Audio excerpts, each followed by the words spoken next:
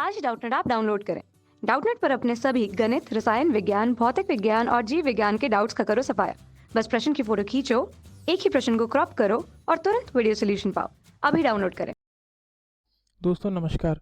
दोस्तों प्रश्न है कि y बराबर मॉड x धन 2 का अवलेख खींचिए। ठीक है, तो सबसे पहले समीकरण लिख लेते हैं। हमें दिया हुआ है y बराबर मॉड x धन 2। दोस्तों इसके लिए दो स्थिति हैं।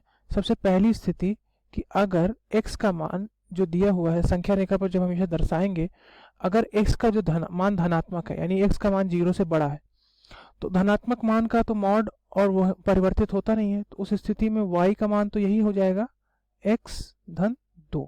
यानी कि उस समय यह जो समीकरण है y बराबर x2 जो कि एक रैखिक समीकरण है, तो वह इस तरह से व्यवहार करेगा। दूसरी स्थिति क्या हो जाएगी? दूसरी स्थिति है जब x का मान 0 से कम हो।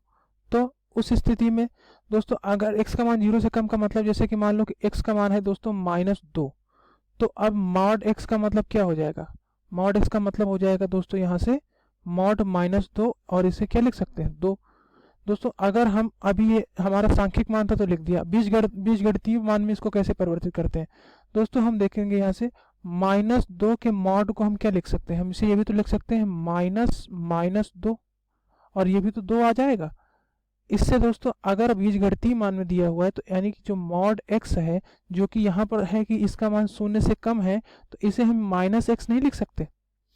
देखिए दोस्तों -2 यहाँ से सीधे पता है x बराबर -2 है, तो तब तो हमने यहाँ पर देख लिया कि ये 2 हो जाएगा। यानी जैसे x बराबर यहाँ पर -2 हुआ था तो क्या किया मैंने -2 धनात्मक, और दोस्तों माइनस मॉड 2 का मान भी तो 2 होता है।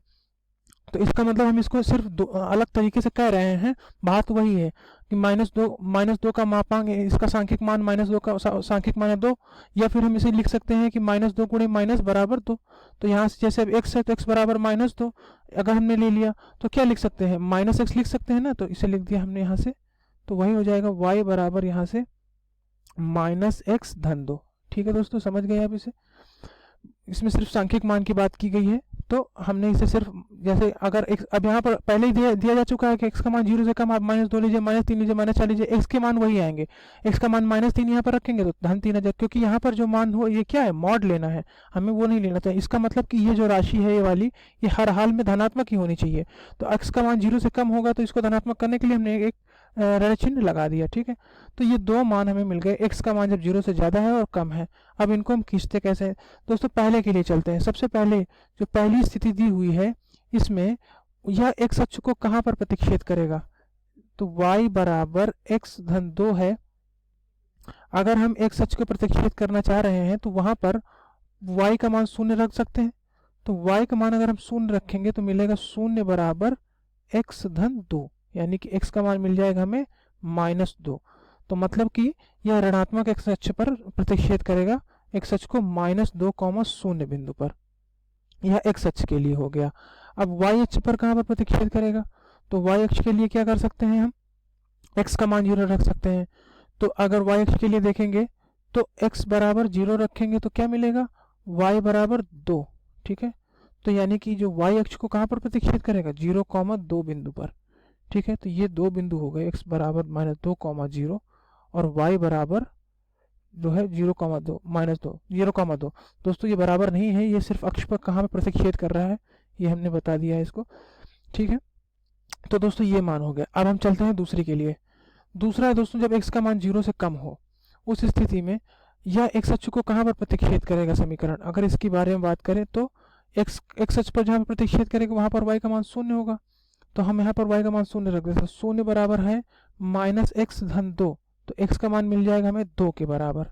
ठीक है, तो यहाँ से इसका मतलब ये x अक्ष को कहाँ पर प्रतिच्छेद करेगा? 2,0 बिंदु पर। और दोस्तों अगर हम x बराबर 0 रख दें तो यहाँ पर x बराबर 0 रख देंगे तो क्या मिलेगा? y बराबर 0 धन 2। इसका मतलब y बराबर मिल जाएगा हमें 2, मतलब कि यह y अक्ष को 0,2 बिंदु पर प्रतिच्छेद करेगा।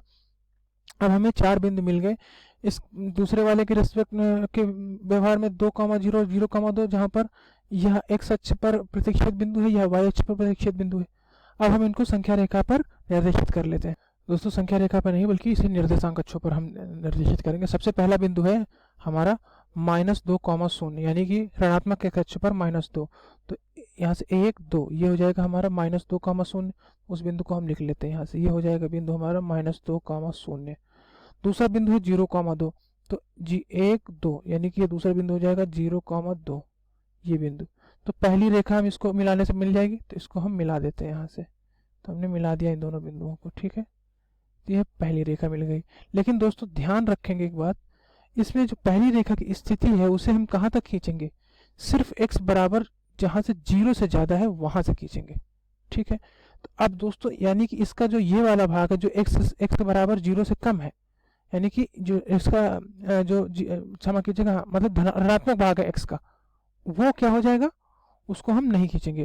तो उसको हम यहाँ से हटा देते हैं, ठीक है, यहाँ से हटा देते हैं। सिर्फ हम कौन सा भाग खींचेंगे, सिर्फ हम धनात्मक वाला भाग खींचेंगे। तो ये वाला भाग हमारा खींचा जाएगा, ठीक है। और दोस्तों अगर हम अब दूसरे पे चलते हैं, दूसरा बिंदु क्या है, दूसरे में है या x अक्ष को 2, 0 यानी कि 1 2, ये बिंदु ये हो गया, और y अक्ष को 0, 2 यानी इसी बिंदु पर प्रतिच्छेद कर रहा है। तो अब इन दोनों को मिलाने वाली रेखा खींचेंगे, लेकिन यहाँ से ये x का मान 0 से कम पे हमें खींचना है। तो हम इसे क्या खींचेंगे, इसे हम यूं ऐसे खींच देंगे दोस्तों, इन दोनों को मिलाने वाले। लेकिन हम यहाँ तक नहीं जाएंगे, सिर्फ यहाँ तक जाएंगे। क्यों, क्योंकि हमको x से सिर्फ x के ऋणात्मक मानों के लिए ही यह रेखा खींचनी है, धनात्मक मानों के लिए नहीं। तो ये दोनों मान हो गए दोस्तों। तो इस तरह से हम इसे खींच दिए। आशा करता हूँ आपको समझ में आया होगा। धन्यवाद। कक्षा 6ठी से 12वीं से लेकर नीट, IIT, JEE वो एडवांस के लेवल तक 1 करोड़ से ज्यादा छात्रों का भरोसा। आज ही डाउनलोड करें डाउटनेट ऐप या व्हाट्सएप करें अपने सारे डाउट्स 8400 400 400 पर।